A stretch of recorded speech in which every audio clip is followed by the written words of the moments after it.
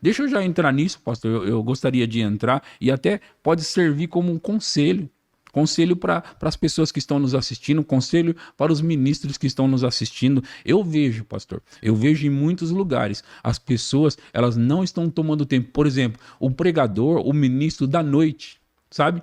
O do dia, o que antecede a pregação, ele não está tomando tempo com Deus. Ele fica no dia a dia conversando e horas antes de ir pregar, conversando, batendo papo, dando risada, falando sobre qualquer assunto e depois ele vai pregar, pastor.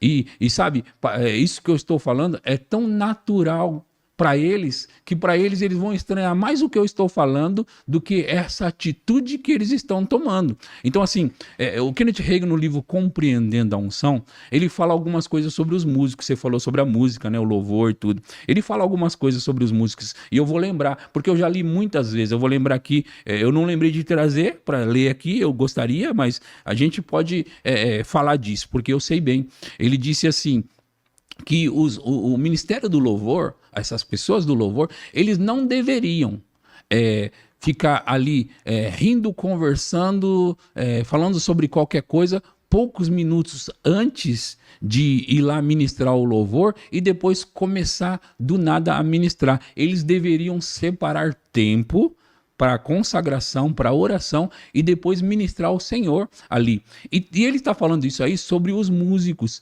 Se ele está falando, pastor, sobre os músicos, que dirá os ministros, pregadores? Eu sempre penso isso, sempre. Pastor, ele está falando sobre o ministério do louvor tomar tempo antes da pregação, para se preparar e depois ir lá ministrar.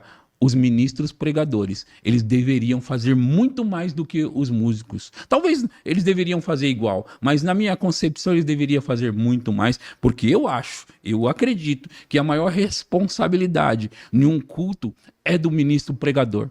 A maior responsabilidade. Deixa eu te falar uma coisa, eu tenho praticado isso na minha vida desde que eu aprendi essas coisas com Kenneth Hagin.